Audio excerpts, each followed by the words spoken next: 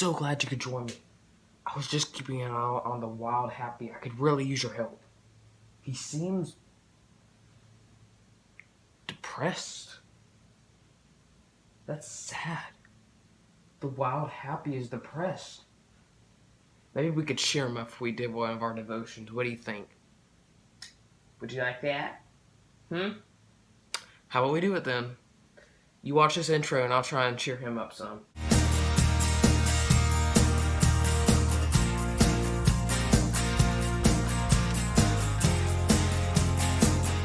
Hello everybody and welcome back to another devotion on the one and only Devotional Kid channel. It is me, your personal favorite and mine too, me and the Wild Happy. So I have actually been, ever since a couple days ago, I've actually been very excited to do this very devotional.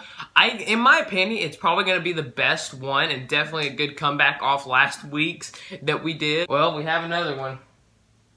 We have another visitor. This is my other dog. This will be Sugar. Right over here. Hey, baby.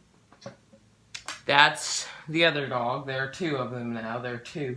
So for a good amount of years now, I have been into a movie series a lot of people are familiar with, and that would be Disney Pixar's Cars line. The Cars line, the Disney Cars line.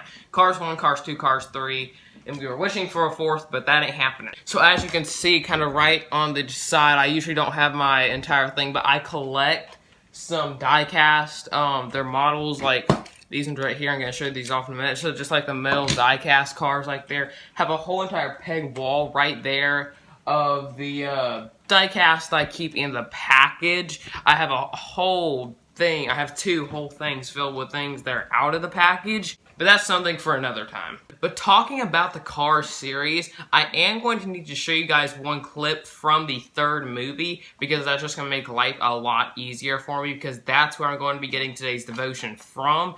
And so just to kind of clarify some things up, you need to know three main characters and who they are. So this one, I'm pretty sure we've all seen the one and only Lightning McQueen right here. So I think we know who he is, but he's not the biggest one in this instance that you need to know who he is. But he plays an important part, but not the most important part. Okay, this is future me editing this video. Right here I go on to tell basically the third movie of Cars in a nutshell, but that just took way too long. So when I go to explain the yellow car Cruz Ramirez's story, I say like I just mentioned, but that's what I was talking about. So I didn't want you guys to think that you missed out on anything. I'm just taking this part completely out, so thank you for understanding. I'm going to let you get on in the devotion. But this right here, of course, is Cruz Ramirez, like I've just been telling you. And so she takes Lightning McQueen's spot, and she's trying to win the race. And this guy right over here, the third and final guy you're going to want to pay attention to, is the villain of the movie, or the jerk of the movie. But his name is Jackson Storm, and he's the one who's been getting all the first place spots. But basically what happened right before this clip in the movie was Cruz Ramirez was in the back of the race, and she's starting to make her way up, and she's actually doing very good with all the racing stuff. And Jackson Storm happens to notice all this, and so he drives back to Cruz to try and get in her head, and that is where this clip takes place.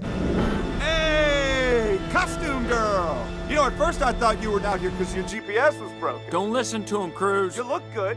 It's important to look the part. You can't have everyone thinking that you don't deserve to be here. He's trying to get in your head. They don't need to know what you and I already do. That you can play dress up all you want, but you'll never be one of us.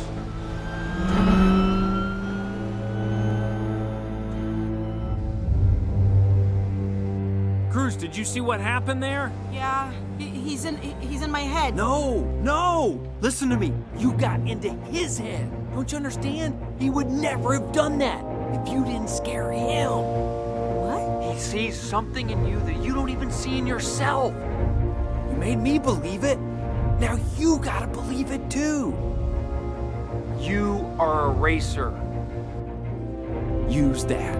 If you did understand that scene, I think you might already know where I'm going with this. But basically, I'm going to kind of explain that scene once again if you did not totally get it. Jackson Storm goes back to Cruz. He tries to get in her head, and then once he knows he's officially gotten in her head, he goes back to first place and makes Cruz start fading off into the back, knowing that he gotten into her head. As we see right after he goes back into first place, Lightning says, "Look, do you see what just happened there?" And she says, yeah, he's in my head.